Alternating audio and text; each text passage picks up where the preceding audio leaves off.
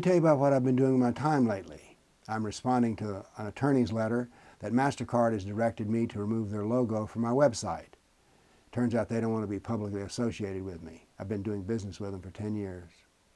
I've been getting my videos in a nice library so that I can put them on other sites. You see, I've been using YouTube as sort of a repository, but now then I don't know that YouTube is going to be there the next time I turn it on, or at least YouTube for me.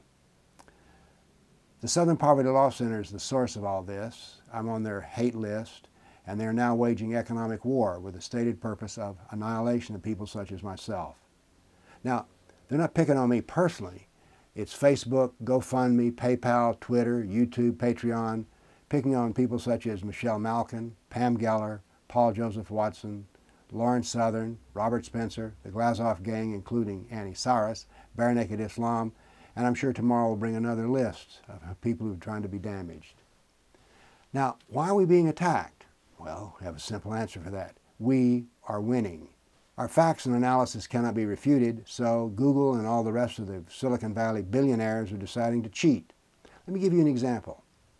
I coined the term political Islam, and it used to be a few months ago that if you Google political Islam, I owned the top 3 screens. I dominated the display. Not so much anymore. Now then, 2/3 of those references are gone. Am I being paranoid? Well, I don't think so. Google has made a public statement that they will elevate those who praise Islam and suppress those who criticize Islam. So I'm seeing the results. What we're seeing here is, to use Sun Tzu's term, the near enemy is against us. We have a far enemy, which is Islam, and the near enemy are the apologists, such as Google, Facebook, and all the rest of them. Now then, to defeat Islam, we must now defeat the near enemy, the apologist. Now, believe it or not, this has some advantages, because we're dealing with concepts such as freedom of speech. There are liberals who will defend freedom of speech. So now we need to search for new allies in our rights and freedoms. There are people who will not oppose Islam who will stand for human rights. We need to bring these new people into our fight for human freedom and human rights. Now there's an advantage here. These are all classical liberal ideals: freedom of speech, fact-based reasoning, public debate, and there are people who defend such classical liberal human rights ideas.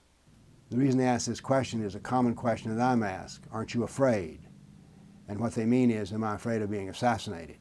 Well, if you're dealing with a school board member, an editor, or a pastor, you do not need to worry about having a physical fear. We can bring in new allies to defend classical liberalism. Now, some of you may consider yourself to be conservatives, but these ideas are classical liberal ideas. So let's see if we can use this new attack by the Silicon Valley billionaires as a new war front with new allies. We've all heard the expression, if you've got lemons, time to make lemonade. Well, we got lemons, and I think it's time to make lemonade.